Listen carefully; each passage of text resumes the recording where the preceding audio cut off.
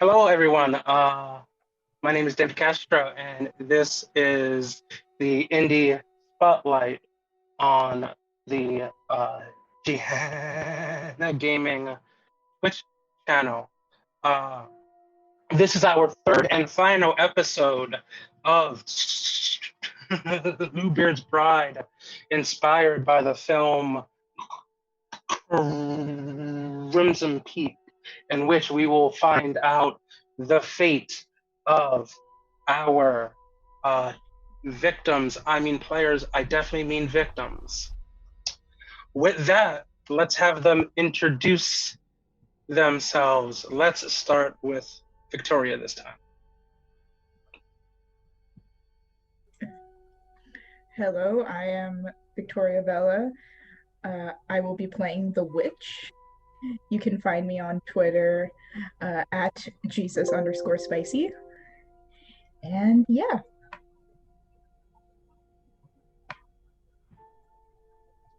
Next up, let's go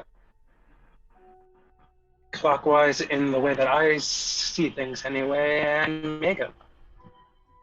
Hey, I'm Megan Murphy, and I will be playing the Virgin. You can find me on Twitter at QuiNot, and here on Twitch at Murphy Pop Art. I have to write it out so I remember the right words. Joe? Greetings, everyone. I am Joe, better known as DJ Toreador, Nolafanger on Twitter, and I am playing the mother who owns 53% of this company.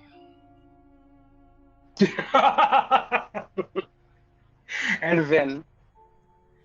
Howdy, y'all. I'm Vyn Vox at Vyn Vox VA, and I'm playing the Fatale.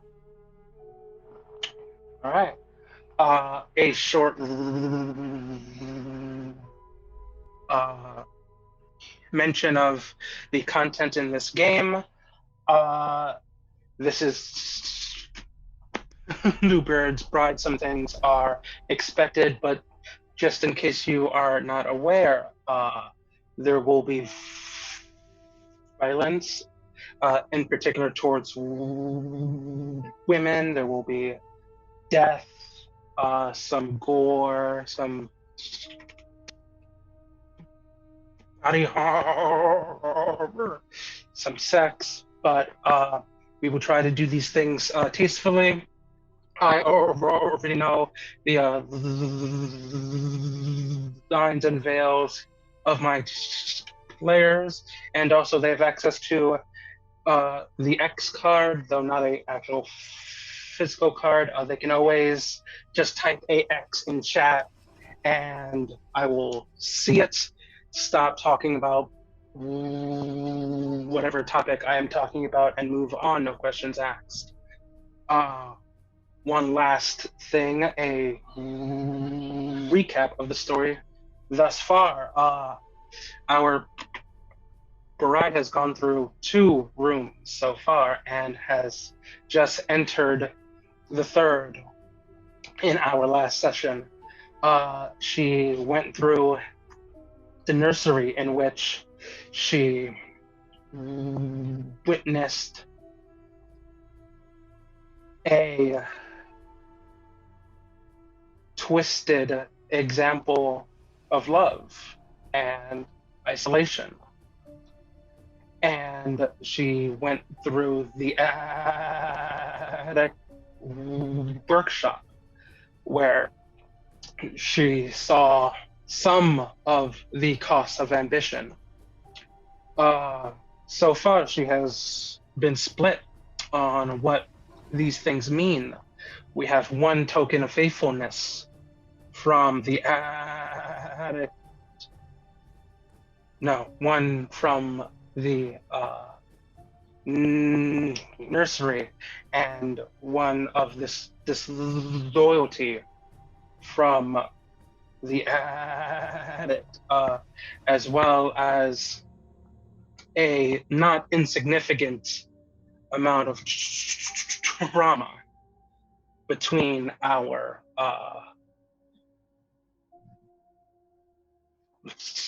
players. And with that, we find ourselves in the kitchen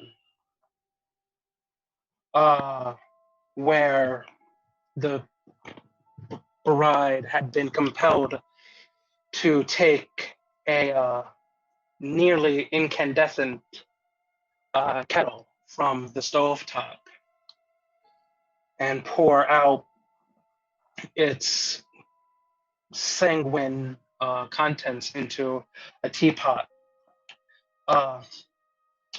Strangely, or perhaps not so strangely, it burned her worse after it was empty. She finds herself in this room, heat, nigh stifling, pot still incandescent, charring the wood floor, and tea steeping on the counter. If memory serves, the witch had the ring when we ended last session. So I ask, witch, what do you do? My hand is currently burned. Right. From the hot tea. I immediately try and just to drop it since I'm hurt. And Yep, you definitely do that. And I just curse. Like fuck. And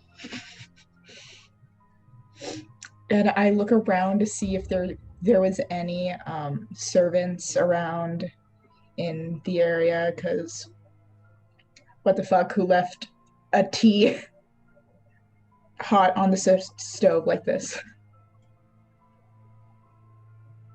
There is no one currently inside the room with you, though as the heat increases, so does your thirst.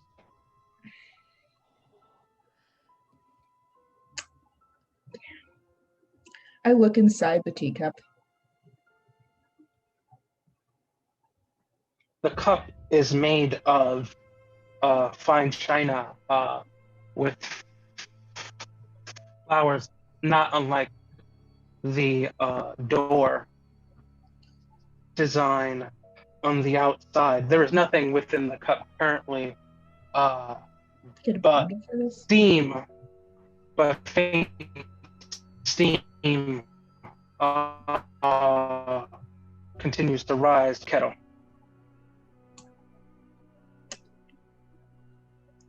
The teapot, I mean, sorry. I think the witch will hear a voice. We could maybe we could take stock of the situation. We can I don't know, maybe we can figure it out, because this is kind of not cool, yeah? This is creepy, yeah, this is very creepy. Ow. We should get that looked at. Does if you anyone... no, continue. If the Virgin would like to take stock of this situation, she may.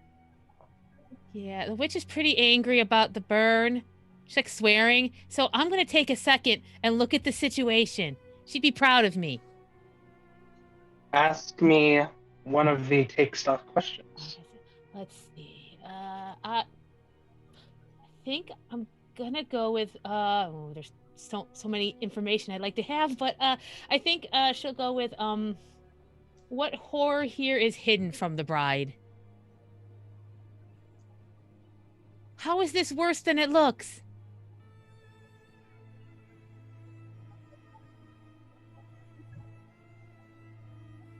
Oh, it can't hear. I put myself on mute because of a plane.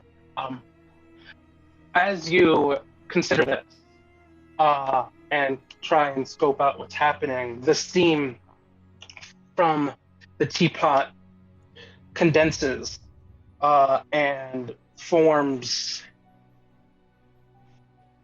a misshapen nice skeletal form that wears a tattered gown and her skull seems to. It has the shape of a bride in a veil, but there is nothing beyond the veil. It is, if not completely covering her face, it is her face. She takes the tea kettle, pours herself a cup. You can see that the water is still boiling within the cup. You hear faint tings as the china itself begins to crack in parts, and the design outside begins to wither, and almost as if the flowers painted on are aflame. What do you do?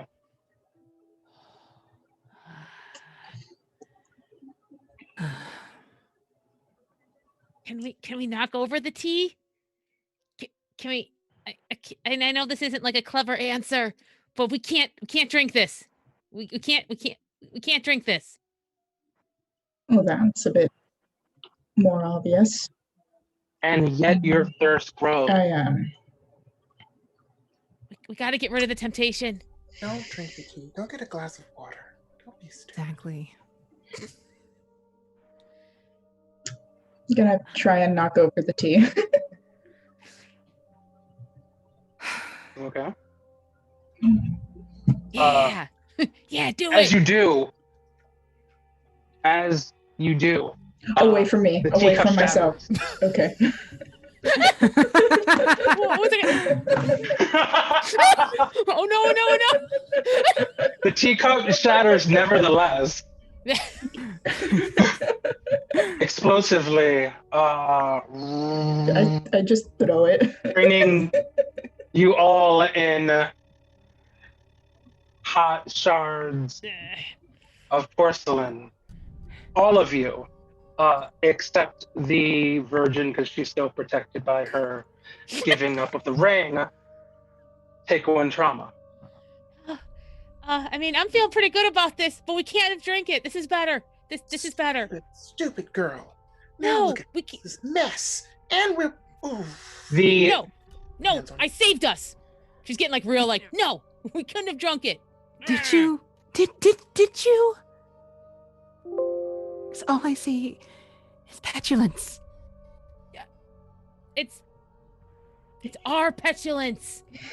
I'm the only one who listens to it though. And I saved us. And yet I'm the one that's suffering. I'm going to pull the ear, to try to pull. Okay. I'm not even. Technically, the witch did it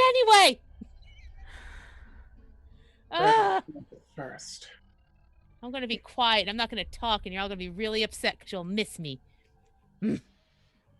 As you knock over the teacup, the steam figure turns to you.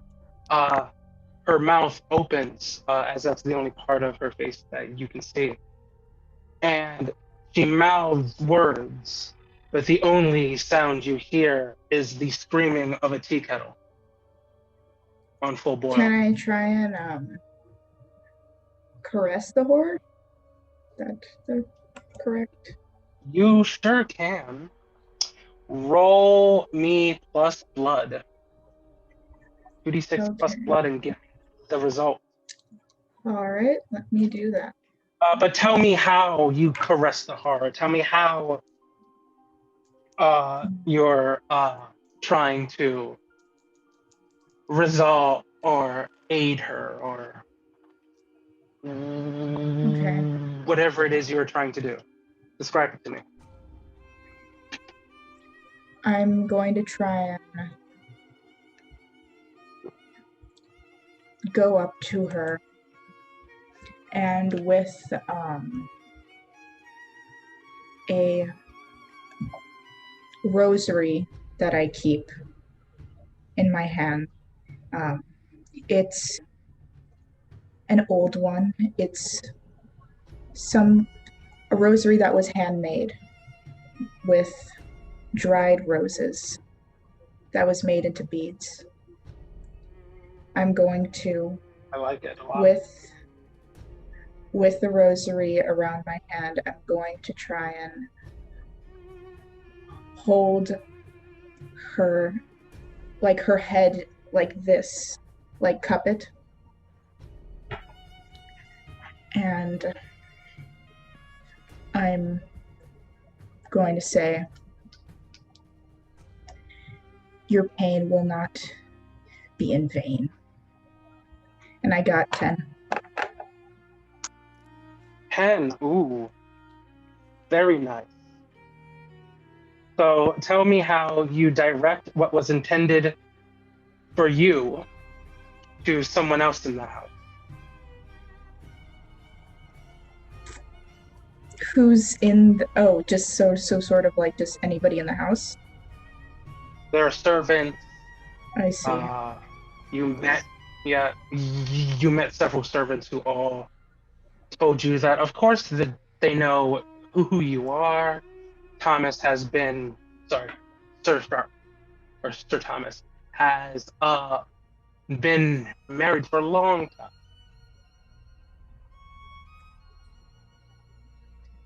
Describe to I'm me going to, whom gets her attention instead of you.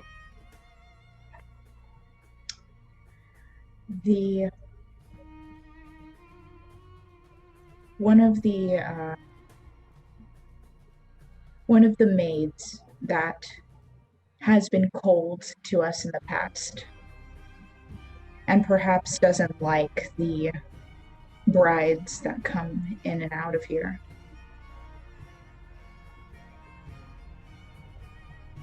Like, they just do things, like they mess up on orders. They're not particularly kind. Just as you do this, the older woman enters the kitchen, holding a tray with different foodstuffs that would go with tea. As she enters, she sees this apparition and screams in fear, dropping the tray. Before she can turn, though, not unlike smoke, the apparition flies to her, and in a moment between screams where she inhales to scream again, she breathes in this the spirit and falls. Her skin begins to blister and turn red. What do you do? What would you like to do? See, I told you.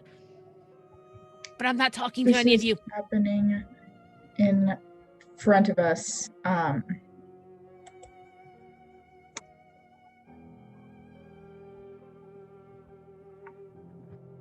I guess in sort of a, in my mind, I feel like I'm,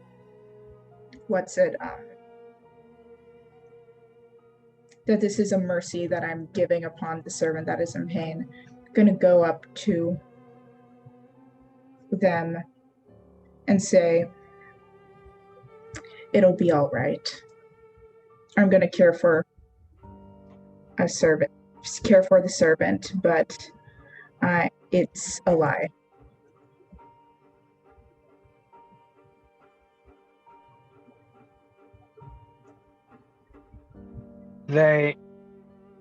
She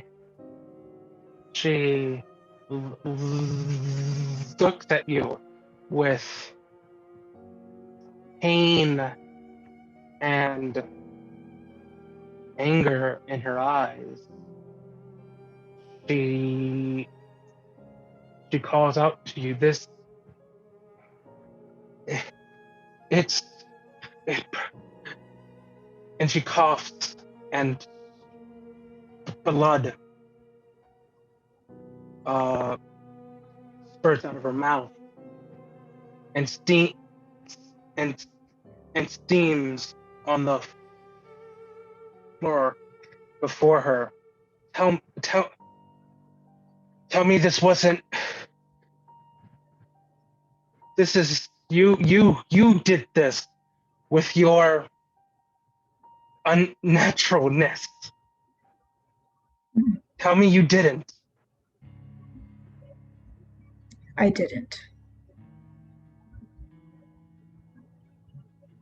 Prove it.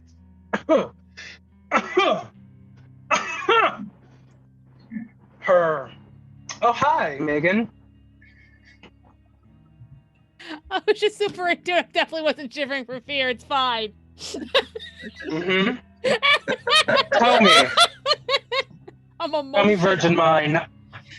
Tell me, what are you afraid will happen in this room? I think she's afraid that she'll be judged to be a part of the horror of that house. Especially like what she just did. Okay. And choose two of the following. Whatever thing I tell you, does it infect the bride with its perversion? Does it have the bride in its clutches right now? Or does it speak to you and have you take one trauma? Just you, though. Right. Choose two. Well, she definitely is feeling a bit guilty about the whole push over the T, even though she was right. So she'll definitely would want the trauma on herself. Like it's I made that, I pushed that, so I should do that, and I'll try to protect the other parts, the other sisters. So definitely that, and then one more. Yeah, I think it probably infects the bride with its perversion. Interesting.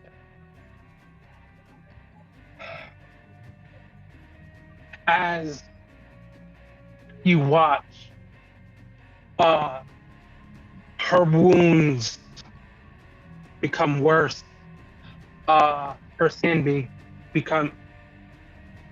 turns not unlike charcoal, and her body becomes skeletal as she is burned away from the inside until only the spirit remains,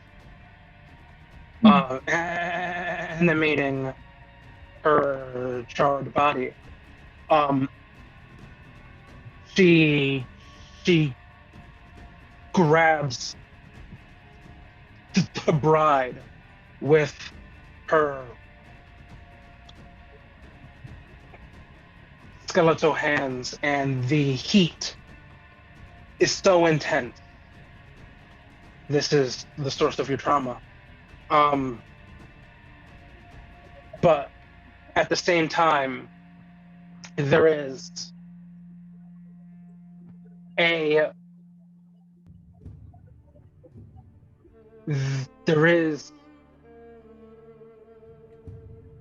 it alights a flame within you that, for whatever reason, as the remaining flesh on her face falls away to ash. You lean in and you exchange a passionate kiss with her. And in that moment, the spirit, you can see both the ash of the servant's corpse and the steam that made up the spirit both dissipate and fall to the ground. The heat, while still intense, no longer grows. And you know, though you do not know how, that it was your fault that this servant, though not someone who liked you, is no more, both no longer alive and not even leaving a corpse to give whatever family she had solace. You realize now that you didn't even know her name. What do you do?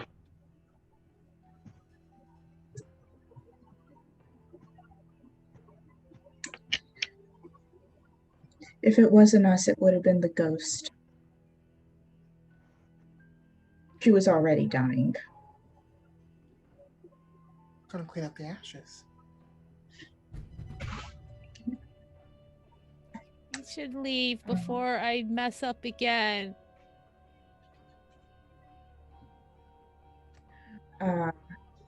It's not your fault. I My fault. take off the ring and say, anybody else want to be in charge? When you give up the ring, it passes to somebody who has not carried it thus far. The only person who hasn't is the Fatale. Oh, joy. So I ask Fatale, what do you do? I think it's time to leave. Don't you agree, Yeah. sisters? Yes. It's yes. time to leave. Yes. Would you like to attempt a escape or propose the truth? I would like to propose a truth. Tell me what happened here. To whom and why? Well, a lot of things happen to a lot of people. Let's agree. But no, I need more than that. unfortunately. Well, we came in, tea, burned hand, the spirit. We unfortunately technically killed somebody just now. And Not what happened with you, what happened, the truth of the room. What happened, Oh, like what was this room telling you? What occurred here?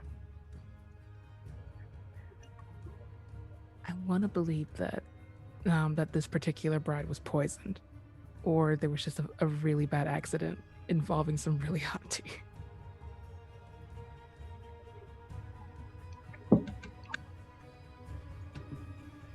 Interesting.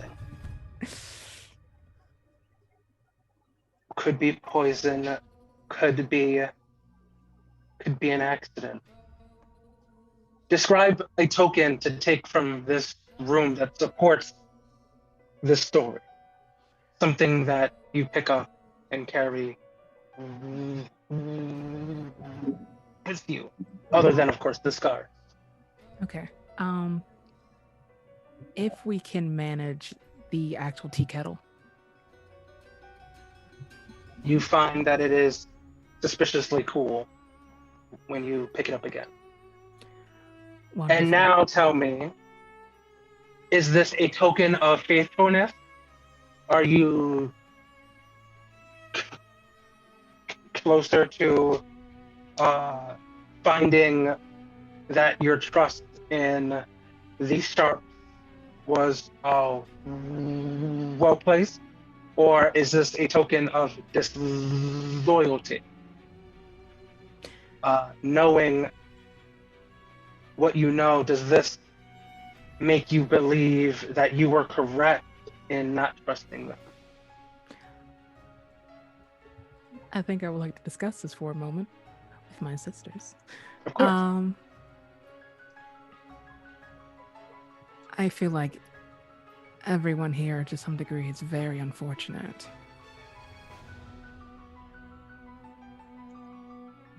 It's unfortunate that we had to be in the middle of it.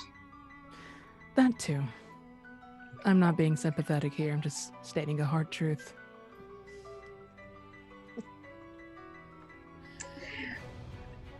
I'm starting to think that maybe the sharps are maybe there might be something wrong. Oh, I don't want to say that. That's not right for a new bride to say, but You're already opening go your on. mouth. I'll finish it there.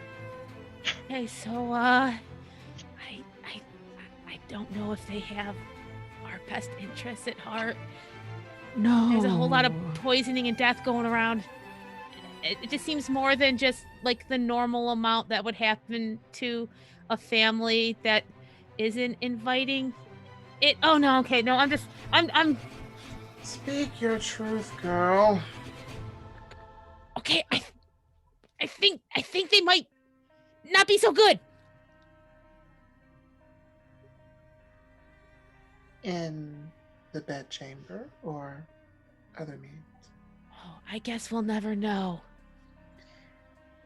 Can't find it then. Question: can the ring just go like go multiple times in a room, or It can if the person wants to give it up, or if they shiver in fear.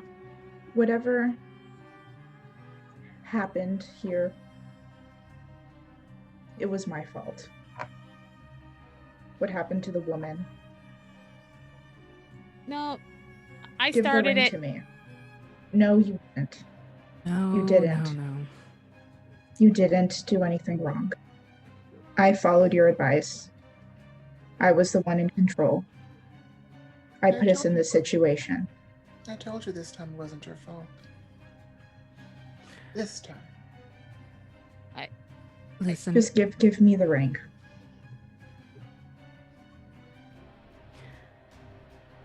Okay, I think I have it. For the sake of everyone, so nobody has the blame, I'm just going to write it off as this place. It's just horrible. Everybody here. It's old here. It's an old house with bad juju. Yes, this place has the vibes are horrific. Honestly. We're doing an Edwardian vibe check. Yes. It's always haunted. They cut off a sacred tree or something while It they were is building definitely the house, and now it's, Victorian. like, going Oh, it's Excuse me. It is definitely Victorian. Sorry, she has an eye for the future. She's like, I can't wait till we're done with the Victorian stuff. Everything's gonna be great with Edwardian. We're gonna really get it together. They, in fact, did not get it together. They did not get it together whatsoever. Oh boy. But yeah, I'm gonna actually mark this off as faithfulness. That this is just a Ooh. bad place. Yeah. All right, everyone heals one trauma. Y'all, the vibes are rancid. He should call a priest or something. Just like, are you feeling okay? Like usually you're like damn the man, and you're like no one can stop us. Like you're like are you okay? Usually I'm the one who's like it's probably my fault, nobody else's fault. You okay? This is a very sensitive situation. Oh. And we must be careful. So I'm being careful. Oh, okay. With that, Yes. Careful. She nods the sagely. Careful. with that, the ring of keys remain. Fatale, describe the next key. I'm imagining a seemingly fragile key, almost like glass or ice textured. Very thin, frail, but keeping together.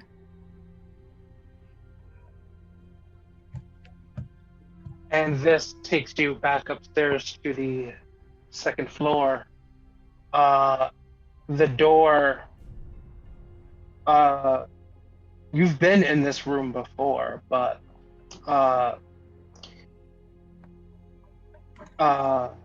when you first arrived, you were a bit here to take a relaxing, insofar as one can relax in this house, bath after your long trip. You find yourself in the bathroom. Pipes that are copper but green with corrosion stand like poles against the wall that leads to the clawed foot porcelain bathtub, obviously the oldest thing in the house, if not in fact older than the house. The pipes shake like branches in a storm, screaming with protest. This was the warmest room in the house that you had encountered until, recent events.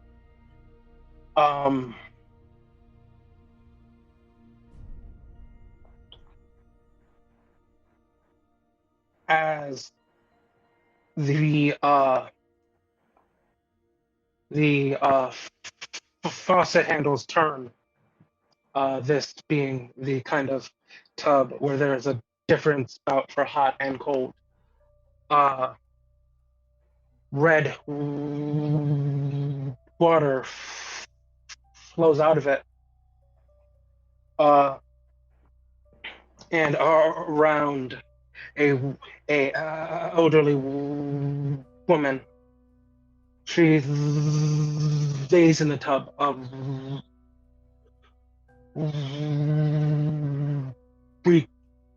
reclining in the muck,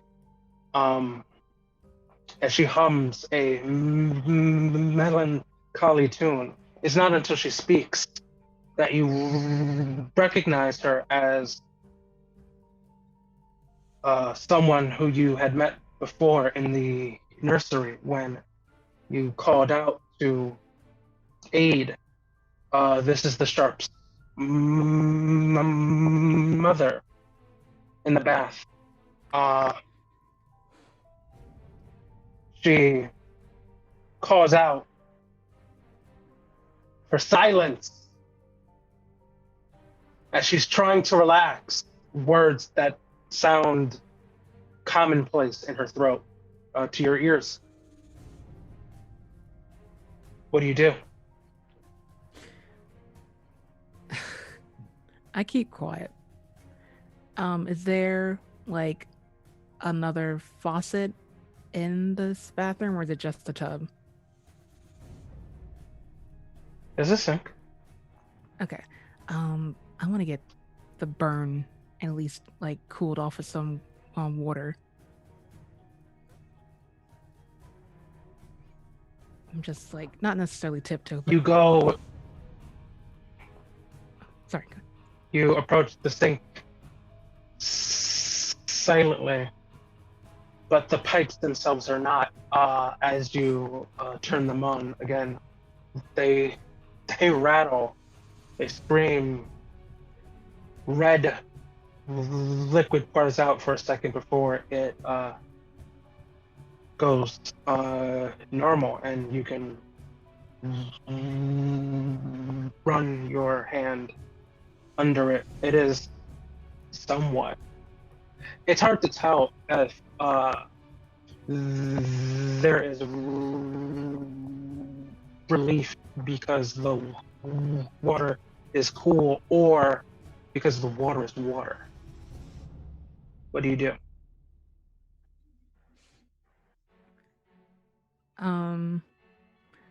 Actually, I'm a little nervous, so I'm gonna pass the ring already. To whom do you pass it? I'm gonna pass it to the mother.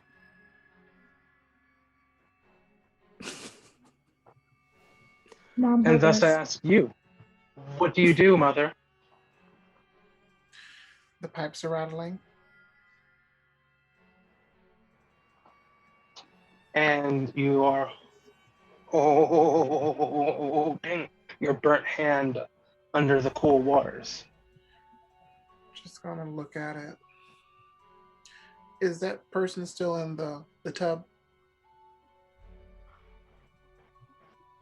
When you turn to her,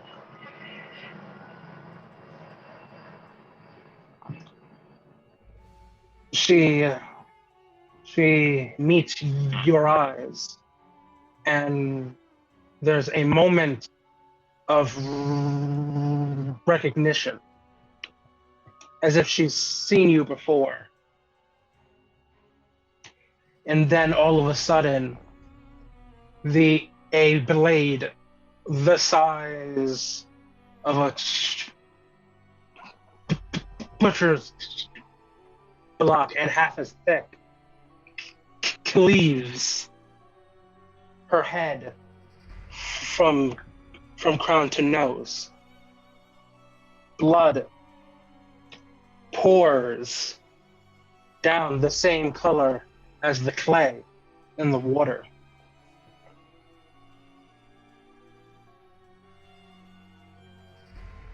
It dries, and before your eyes, it's almost as if she's shaped from soft clay. She attempts to get up once. The bifurcated parts of her face still watching you, both eyes having difficulty staying locked with yours. She falls once into the tub again. Mud or blood or both splashing before she gets up again. This time, one leg stands out of the tub and the blade falls to the ground with a loud clattering. What do you do? I'm gonna run and pick up the blade. And then, what do you do?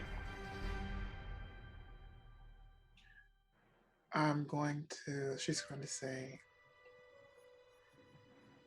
I don't know what type of trickery you're dealing with here, you louse, but why are you here?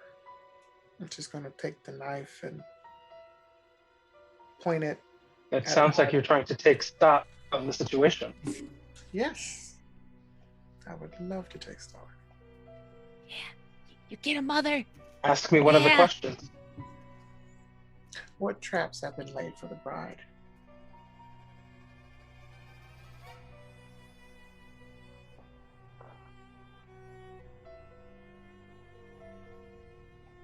It's less of traps and more of a web, strands of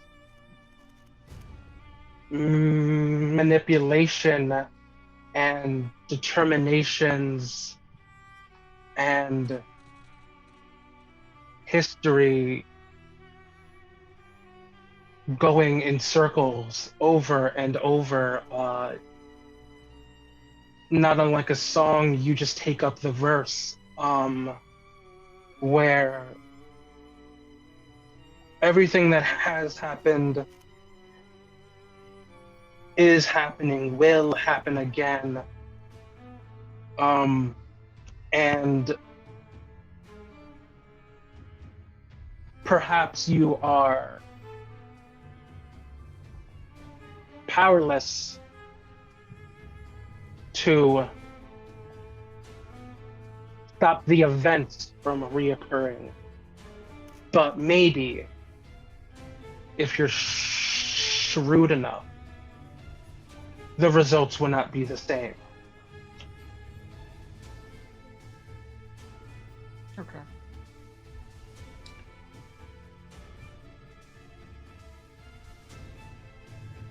Could you explain again what I'm looking at, what the mother's looking at right now? Everyone is looking at a figure, the sharp mother, a stern woman of late age, struggling to rise from her bath after this heavy, incredibly heavy, now that you have it, blade fell into her head as she tries to get her other leg from the bath. The tear in her skin of her head tears further, but not like flesh does, like wet clay does. And the right side of her face falls to the ground with a wet slap. You can see her eyes, her cheek muscles, as if they were sculpted from clay. And it is with that eye that she can focus and lock eyes with you. What do you do? Are you suffering, my dear? Is this what you want?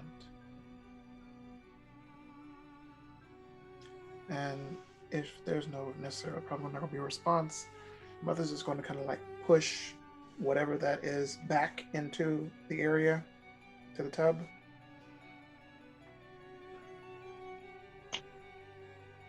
Sounds like you are trying to dirty yourself with violence again. Sort of, but I'm going to talk with my sisters real quick. Well, ladies, us, you, I know you in particular. This is more your speed of playing in the dirt. So, thoughts?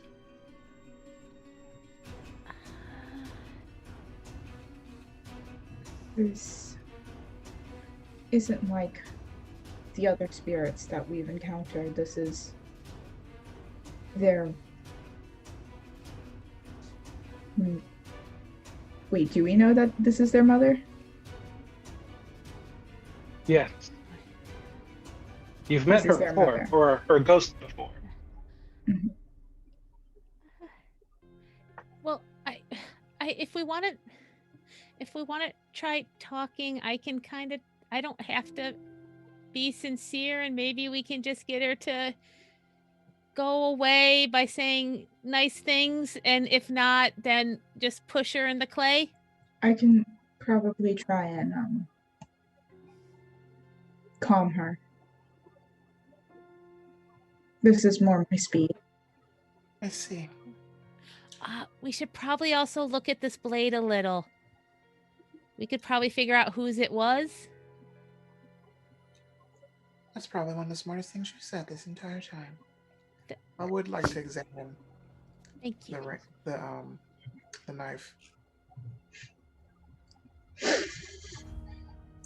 What memories does this item hold?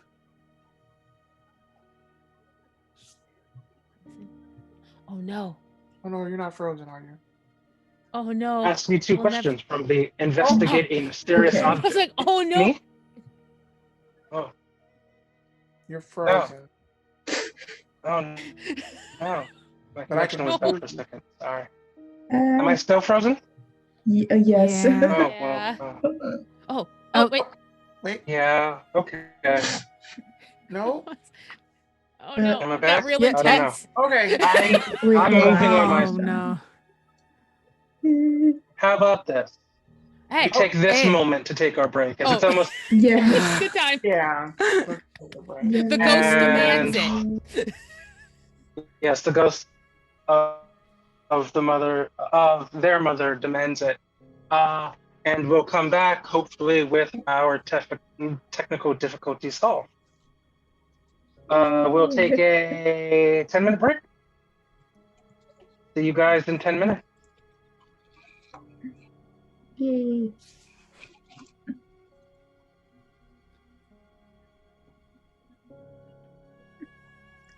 Are we off?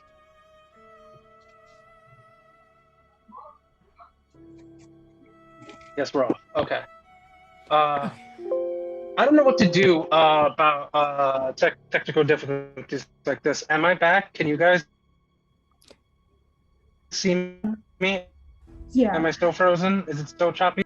It's still choppy. Yeah. Yeah. Hold on real quick. Sorry. I gotta.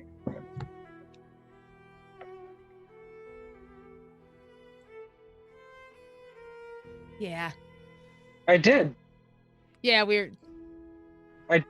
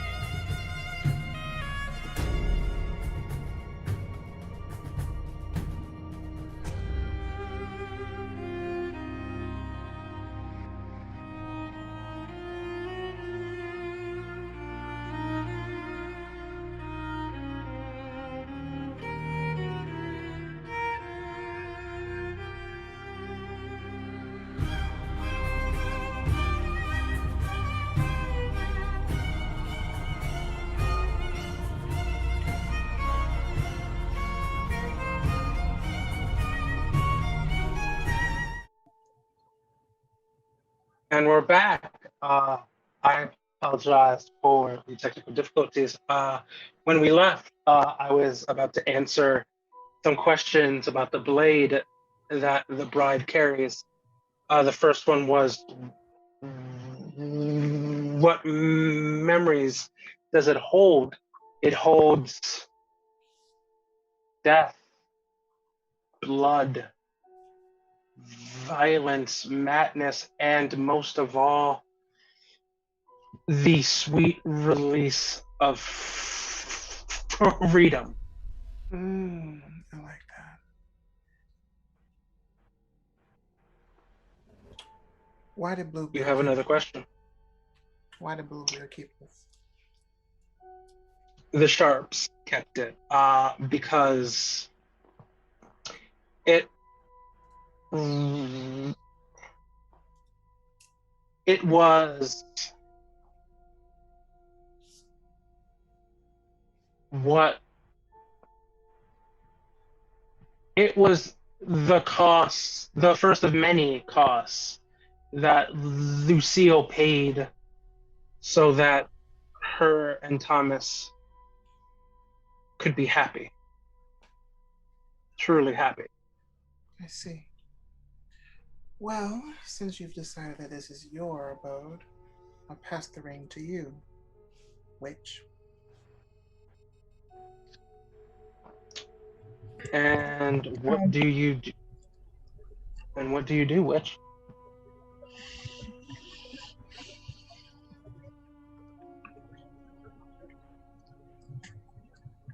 I'm going to try and caress the horror, try and appease it enough to calm it down. How? Mhm. What do you do? Let's see. It wasn't easy for you raising these children on your own. You did the best you could. And nobody has ever acknowledged that, haven't they? Well, As I you do. reach out. Yeah. Oh, sorry. Go ahead. Continue. I just say, well, I do. As she, this figure so dripping with mud, reaches out and runs light fingers on the bride's cheek.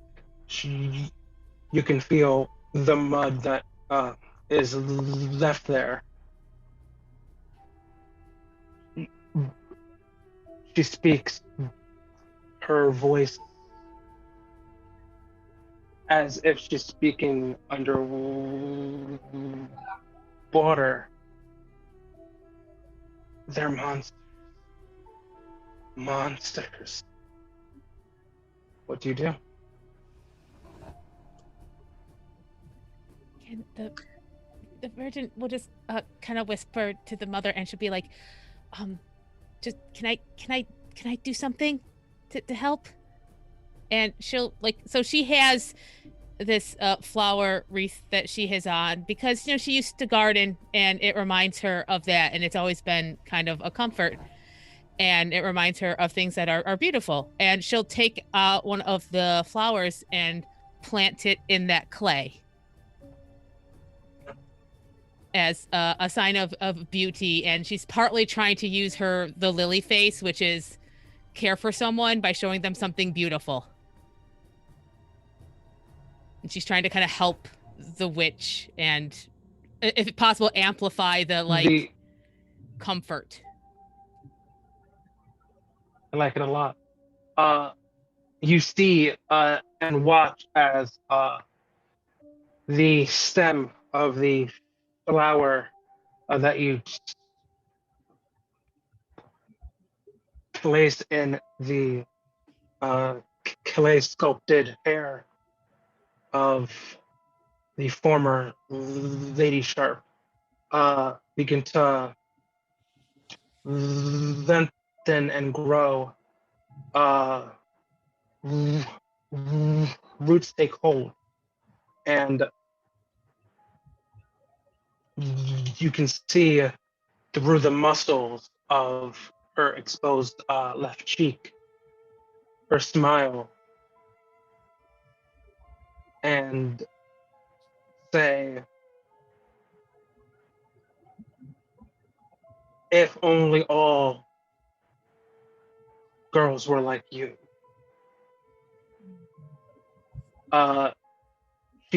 She takes a step towards the bathtub, and the wet clay of her leg gives way, and she collapses into the tub. And the the solid bits of her sink until only the flower remains on top of the water. What do you do?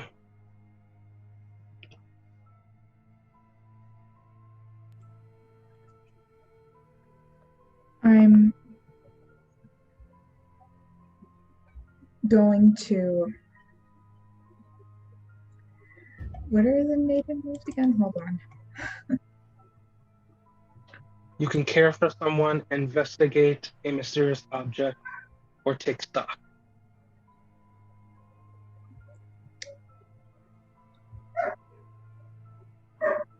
I'll take stock and say, what does this place demand of the bride?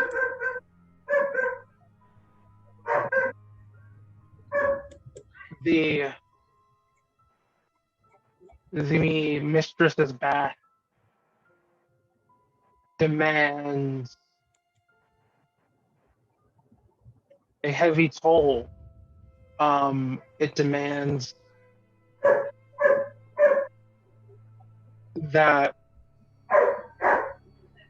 whomsoever comes here does whatever is necessary to affect the change they want in their lives, in their situation, in their dilemmas, to act with purpose and with surety, not unlike Lucille did.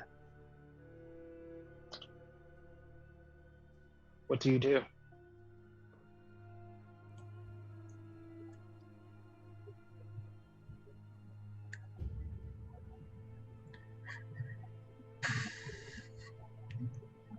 Sisters.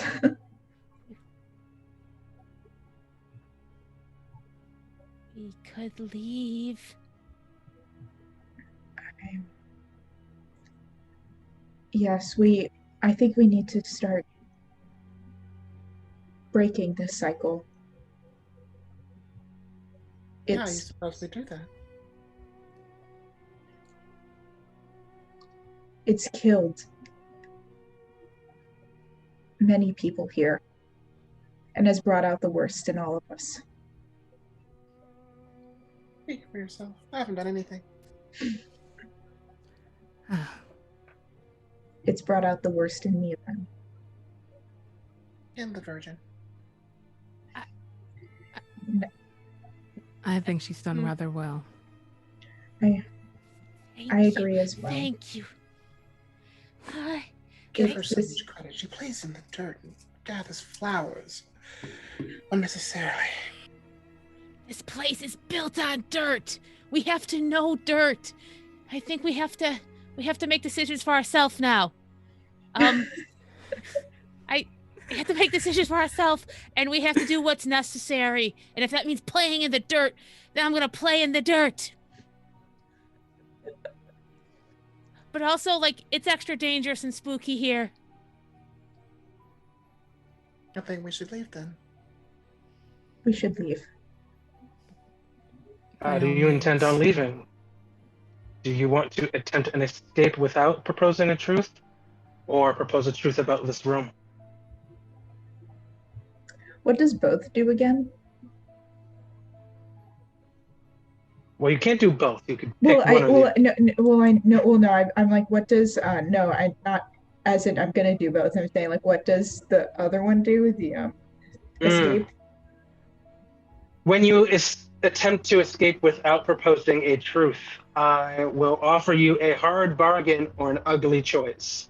If you pay the price, you escape. Or you can detail what happened here, to whom and why, pick up a token, decide what the token means, and mark it on the appropriate track. I will propose a truth. Tell me what you think happened in the mistress's bath. Lucille felt trapped in this home. This place was just as much of a prison as it is for us right now. And she used this, and I'm going to pick up we already have the knife, right? In our hand. Yes. And she used this to gain her freedom in what she saw was how. I worded that weirdly, but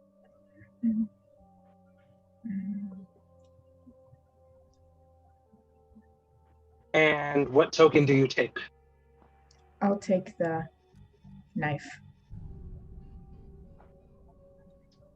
And is it a token of faithfulness or disloyalty?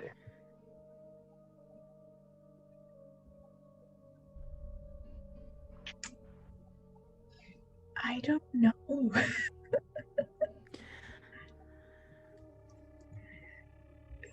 What do y'all think?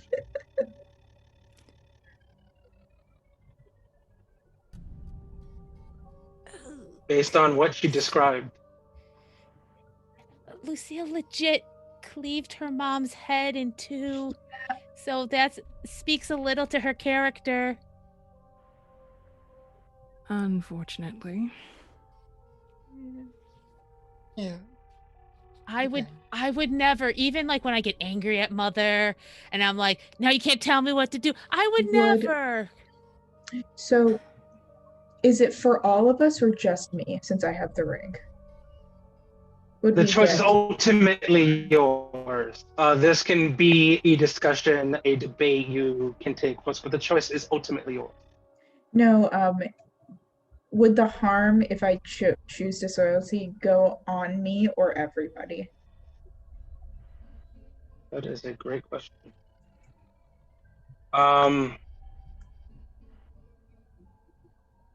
You decide. If it just hits you or if it hits everyone. It'll just hit me then. As you take this as a token of disloyalty? Mm-hmm. It'll just hit me. Take one harm. Mm-hmm. And then describe for me the next key. The next key is small and inconspicuous. It looks like a regular old rusty key. Something that hasn't been used in a very long time.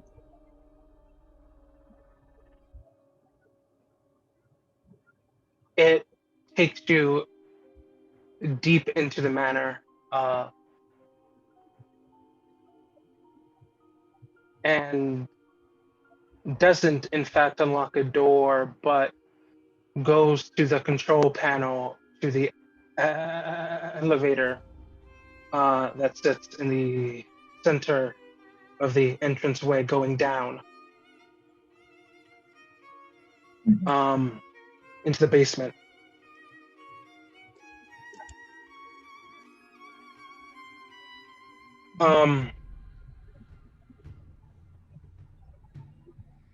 It screams as it moves and shakes. This more chamber than room seems to extend the entire length and width of the house above it, and is built of gray stone, dimpled with damp, and the floor is slightly slick before you as the elevator gate opens. Stand two rows of three wells each, their mouths covered in heavy iron lids.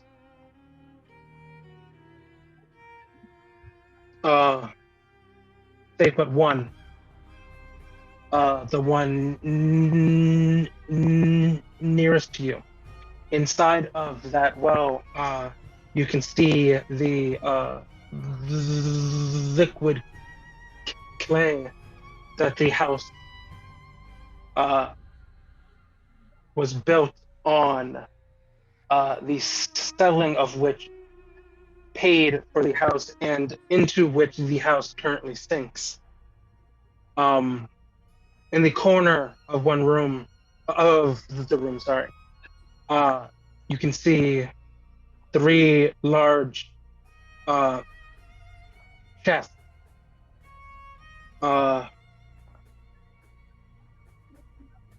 The sort in which one may move their entire wardrobe for a long ship travel. One not unlike the one that you use to move here. What do you do? I'm going to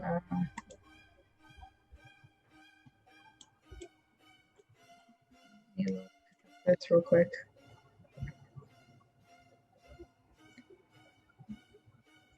I'm gonna take stock of the situation. Is it tense yet? Oh, is it? Oh, I don't know. I guess not. Do you believe yourself to be in danger? Not yet. Guess I'll just investigate. What are you investigating? Sorry, what did you say that there was in this room again? I kind of just... It's those chests. There are 6 chests, yes. Mm-hmm. Okay, I'll investigate. Ask me your question. Chests then.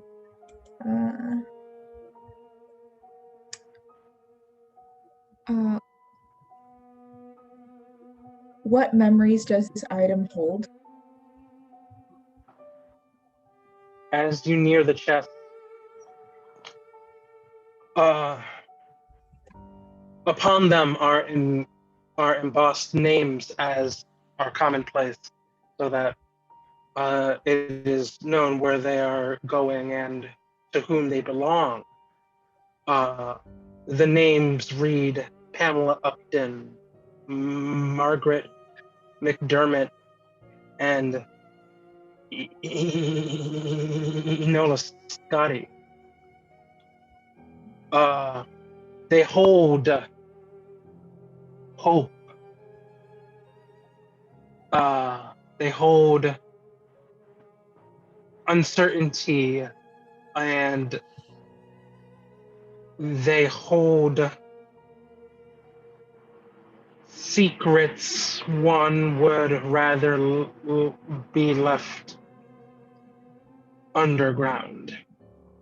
You have one more question. Why do the sharks keep this item?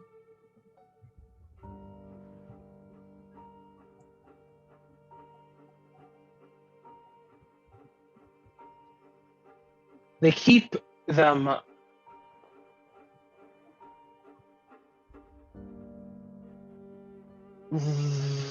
Lucille keeps them so that she remembers the cost that it took to achieve everything she wants, everything she believes she needs. Thomas keeps them here so that they are out of sight and out of mind. As you read these names once and then twice, you hear a loud banging once, twice, 3 times from the 3 covered wells nearest to the bride. As you quickly turn around, at once, 3 of them, half of the wells in the room, their tops fly open, and 3 misshapen forms crawl out of the muck. They all wear gowns similar to yours, in a cut not unlike yours. And while each have a completely different body type, one is tall and lean, the other quite muscular, as if she spent her life before this doing difficult labor, and then the other a half a foot shorter than the bride herself. They all almost seem as if you are looking into a carnival glass at yourself, but distorted. All 3 of them open their mouths, speak. They speak with one voice. They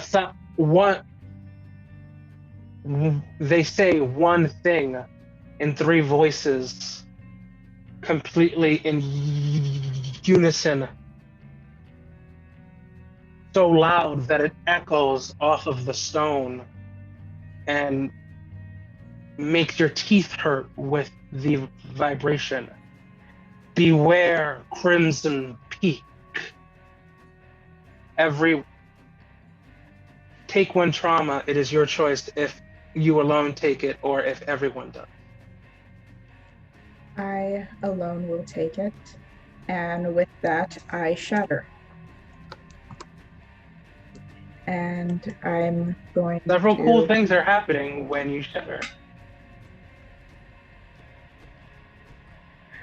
You are going to pass.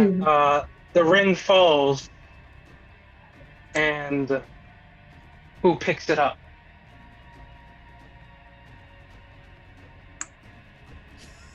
Gonna say the Virgin. In your last act. Before I shatter, I'm supposed to read this passage, but I want to Yeah, you are. I'm going to say something first, and I'm going to say, I want you to know something. Everything I did was to protect all of you. And no matter what, I love you all. We are no longer whole. Our connection is severed. Our mind is fragmented. Our deepest fears are exposed. Our blood feeds the horrors, and I welcome them. As she fades into blackness. But don't leave. There will be things for you to do. Yeah. I'm a backseater now. Hell yeah. When awful things go down.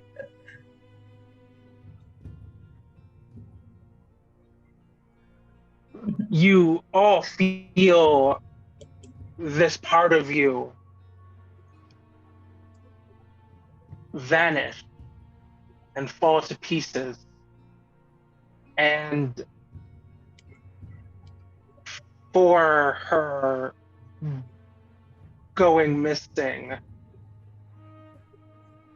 are left worse for it than you even know yet. Tell me, Virgin, upon this horrible scream that drives the witch mad and consigns her to darkness, what do you do?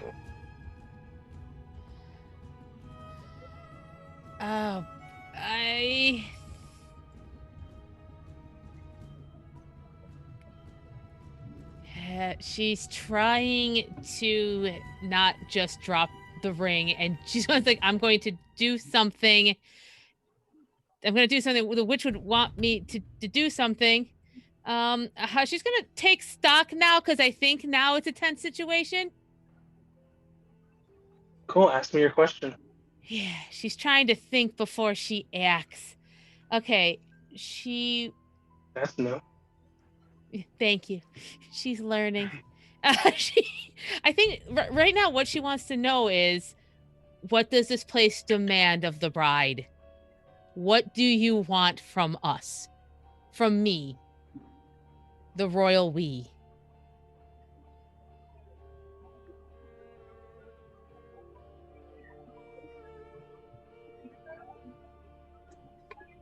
It demands you take the path they didn't.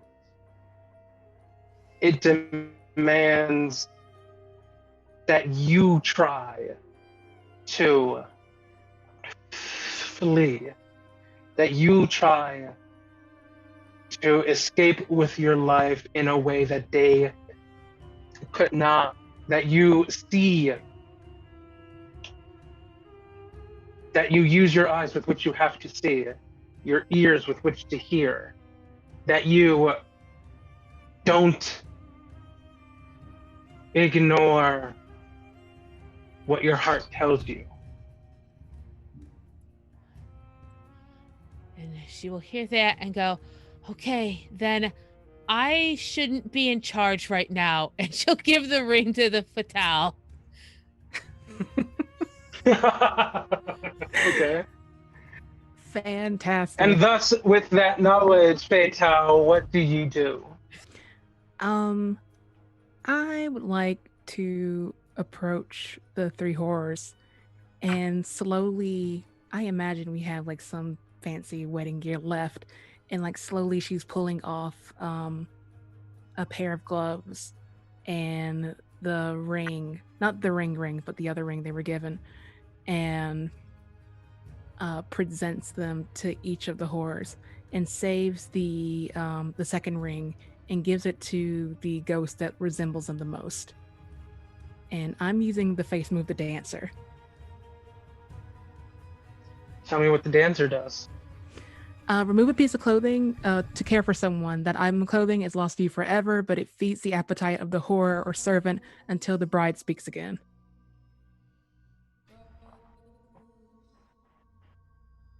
In giving up that ring, the trio of ghosts, which you failed to notice during the scream, but they sort of came together and now stand as three beings made one, joined at the waist, one set of legs, but splitting into three at the hips. The ones on the left and right take the gloves, and the center takes the ring. They smile the same warped smile that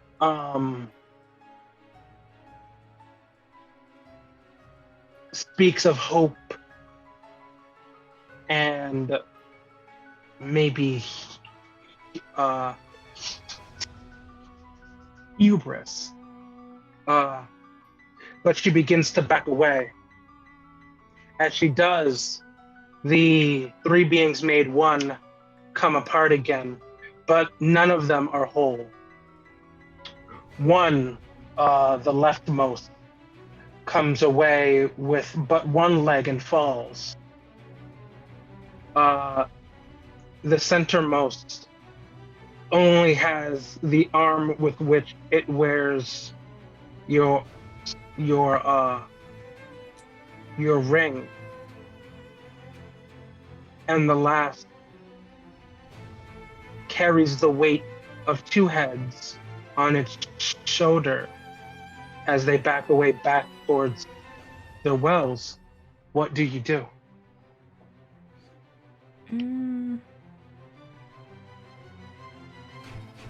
So they're like moving away from us. Yes. If they're not bothering us and we're not bothering them, I suggest we just call this over. Do you attempt to escape, or do you propose the truth? Well, I would like to hear from my remaining sisters.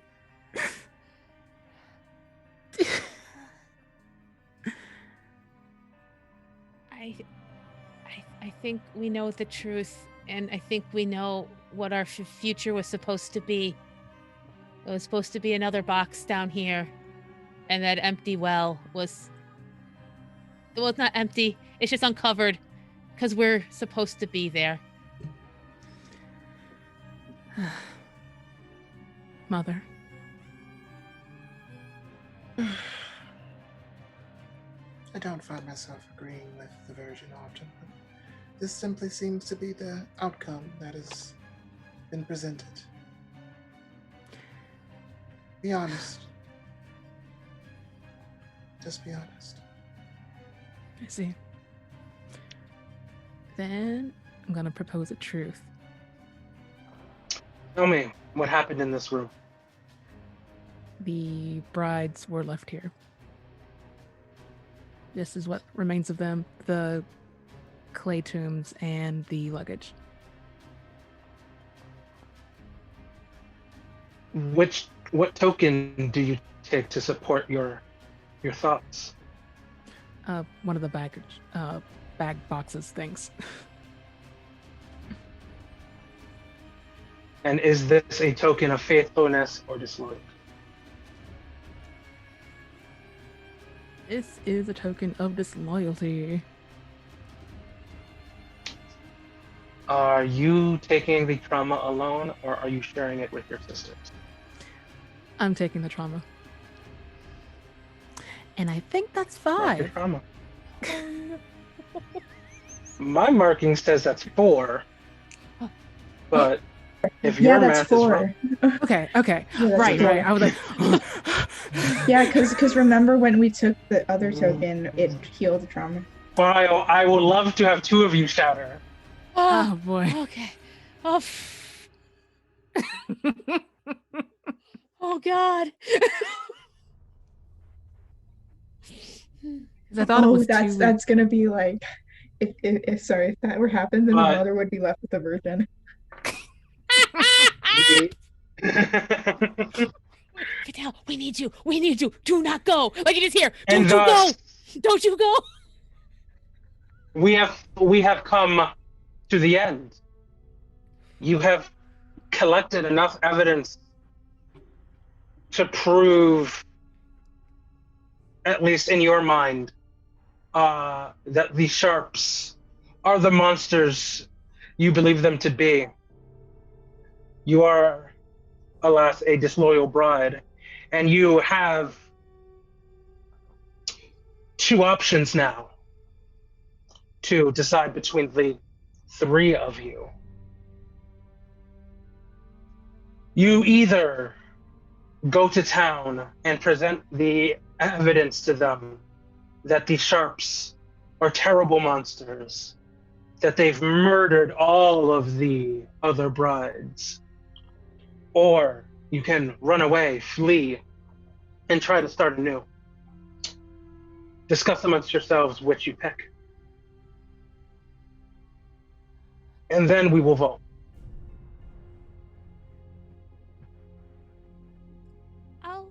I'll start because I think you're gonna be a little surprised because I feel like maybe I don't trust people the way I used to at the beginning here, and I just want to leave. I just want to leave like really bad. I just think let's just go away. I don't want to talk to. I can't. Who do we trust? And like you can hear like that's. I just want to run. I just want to run. We should run. Okay. That's like one vote for run away. Again, I don't find myself often agreeing with the Virgin, but for our damn sake, let's get the fuck out of here. I know that's very Victorian for a woman to say, but let's leave now. I don't need swaying. Let's go. Okay. What the witch would want. You run away and try to start a new life. I will go around and ask the room questions, of which there are 5. I will pose one to each of you, including our former witch, and then pose the last to everyone.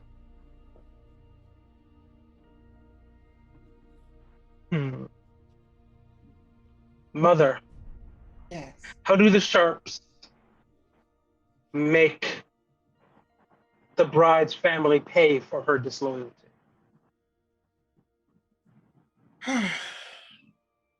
Probably sell something incredibly valuable that the family has.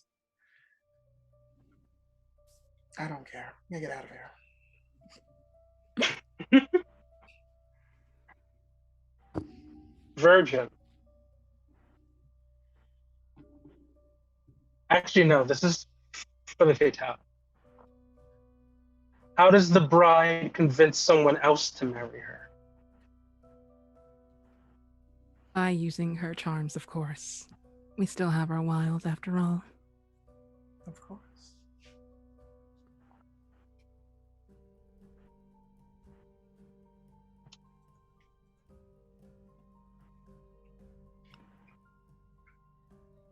Witch. Why does the bride keep the tokens she's discovered? In case he ever comes back for her. Smart witch. Virgin. Which memory of the Sharp's house gives the bride pleasure when it shouldn't? Ooh.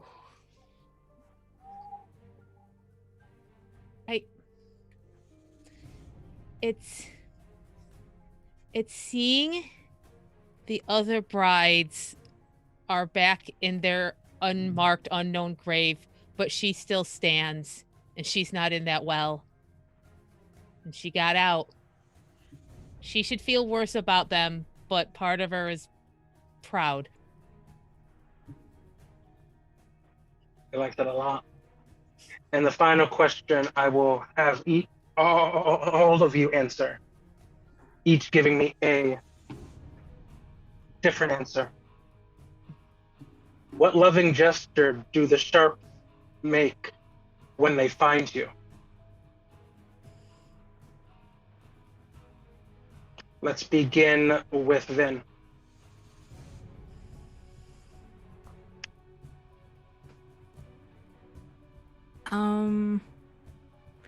It was my first thought. I'm gonna say a kiss from Lucille.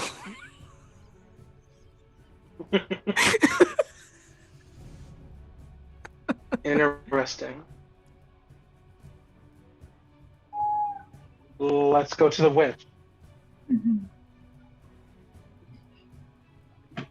He greeted us What like loving a long, gesture do the sharp he, say again? he greeted us like a long lost lover.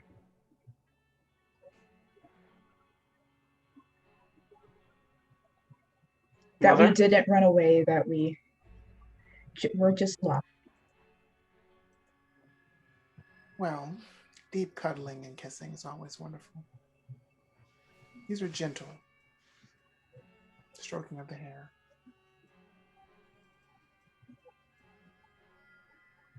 And virgin?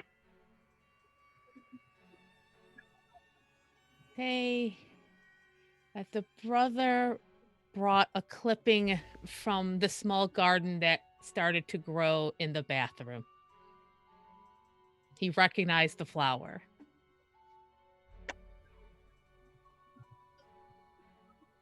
Very nice.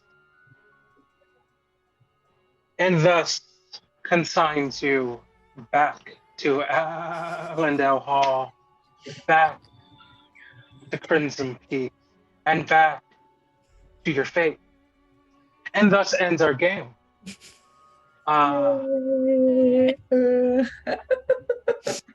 would like to thank all of you for playing this game with me. This was very much a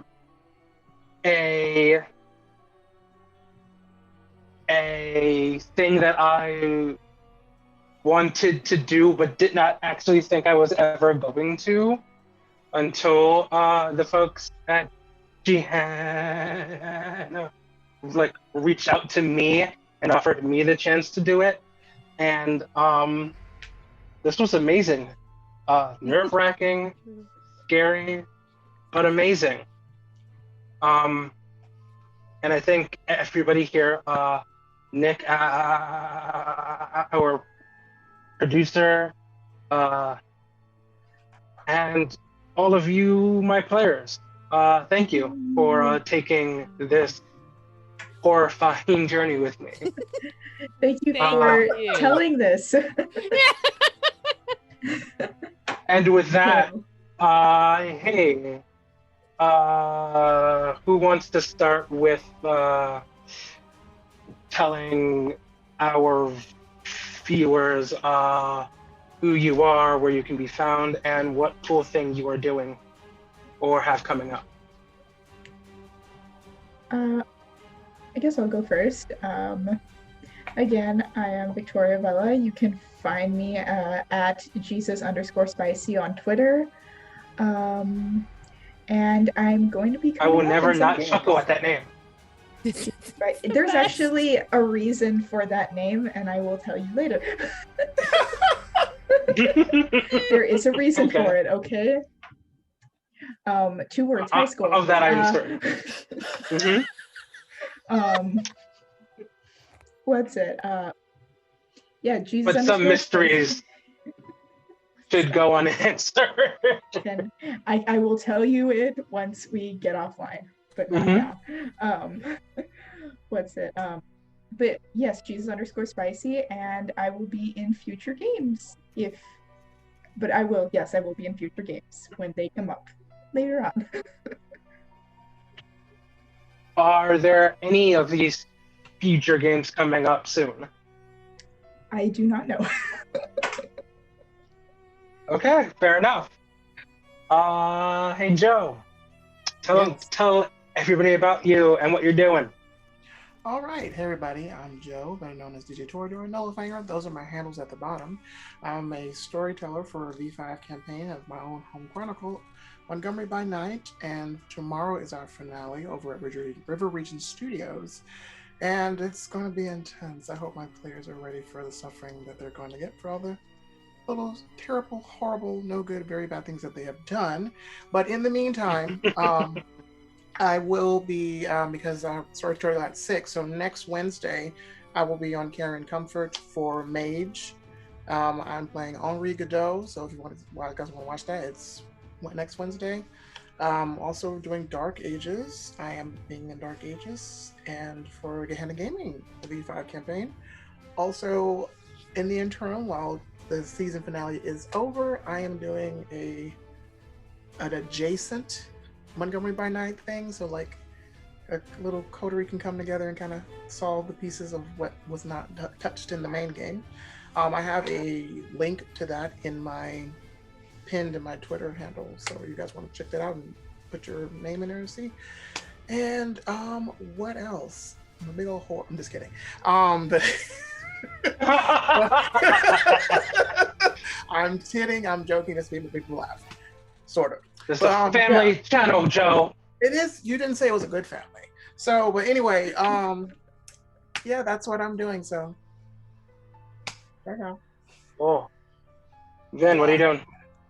Where can people find you? Well, hi guys again. I'm Vyn Vox at Vyn Vox VA. I'm in the middle of bringing a podcast together called the Green Goblin Podcast, where we play indie games, starting off with Masks. So Yeah, I love masks. Love Mass. I love masks. Me and Nick met because he sat down at my Mass game at the last PAX Unplugged, where I basically ran them through Blackest Night, because everything with me is horror. Everything. Sorry, continue. Oh no, that was all me. Okay. And Megan. Hey, I'm Megan Murphy. Twitter at QuiNot. Twitch at Murphy Pop Art, and that's sketching over copyright-free lo-fi or synthwave beats, and then just chatting about whatever. Coming up every other Thursday, we're taking a short break right now over at The Lawful Geek. I'm part of RP Knots, where we jump from system to system with the same characters. And you'll see a different character. I play Mindy, who's kind of a jerk, but she's got a heart of gold. It's fine. People just don't understand her. That's all. And then later this year, I think in the fall, we'll be doing our second season of Boston by Night, where I am the Toreador, please don't call her a disaster, Aster Bell, who just became the Keeper of Elysium, and because she deserves it. And she probably didn't kill the person before. She's like 90% sure. She doesn't remember that night very well. We all got drugged, but Spoiler. she's pretty sure she didn't kill her. But, you know, she's the Keeper now, so what's she going to do about it? And for not tabletop stuff, sorry, not sorry. There we go. Absolutely. And then I also do a podcast about genre film fests.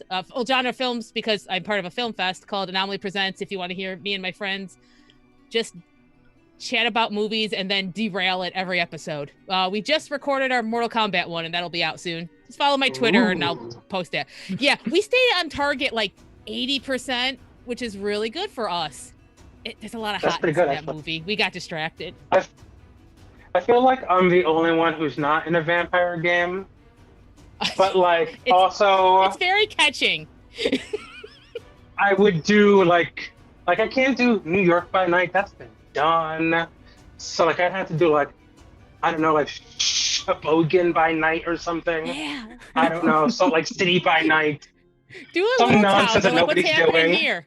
Yeah, it could get weird because Camarillo's not paying attention to a little town. They don't know. Yeah. Yeah, like my hometown is the capital of the state, and there is no canonical stuff in it. Same Albany by Night. Well, not the capital. But Oh, but yeah. Albany. No, 'cause not no one Albany talks by about Night. No. Sad. That'd be awful. Just like a convention Anyway, center my of name- sadness. My name is David Castro. I can be found on Twitter at The Inked Knight. I'm doing a lot of cool stuff right now, but because of NDAs, I can't talk about none of it. But go follow me. Oh, wait, okay. I have a Patreon too, patreon.com/Inkstain Studios. I do a lot of D&D 5e stuff inspired by media, like media and stuff. So like I've done like Pikachu monsters and like characters from like Magic the Gathering and 5e. Right now I am writing stats for Scorpion's Kunai. Speaking of Mortal Kombat. But yeah. And coming Oh my up. god, Mortal Kombat TTRPG? Yep. That was a thing? Just fighting all the time. I mean, that's the only like conversion lore. to like There's 5e stuff I like doing. That's the opposite. Just combat. No. There's lore in Mortal Kombat. All fight games have weirdly deep lore that matters There's so none much at all. lore. Exactly. But yeah, I appreciate when they go hard and they don't have to. Well done. I mean, as a fan of Soul Calibur, I feel this deeply. There we go. I know. I feel this deeply. So the lore that doesn't matter. I'm a lore Okay, junkie, so exactly. so I will read lore that absolutely doesn't matter. Anyway, That's why I'm like, there's lore. comment. Mortal Kombat. Did I just read it by myself on Wikipedia? Yes, and I'm the only one. I'm the only contributor to the Wikipedia. I'm kidding. Coming up on the Gehenna Gaming Twitch channel, as he tries to bring us back onto the rails. On Saturday, the 1st, we have a one-shot of Void Heart Sympathy, a new game from UFO Press RPG, inspired by the Persona series, but with a whole. That sounds super interesting, honestly, because I'm not sure exactly where those two things intersect, and I want to know. On Monday, the 3rd, Gehenna Academy opens its doors with its Monster Hearts series. Next Thursday, a new indie spotlight takes our place, GM'd by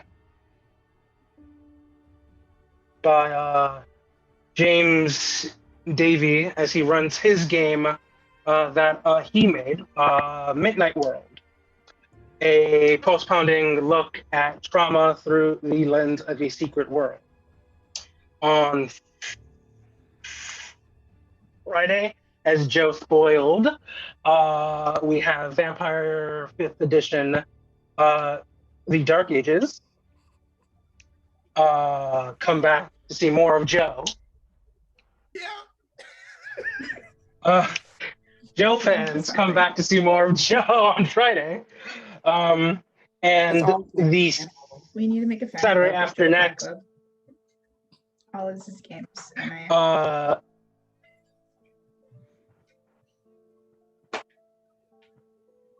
And the Saturday after next, we have Vampire the Masquerade,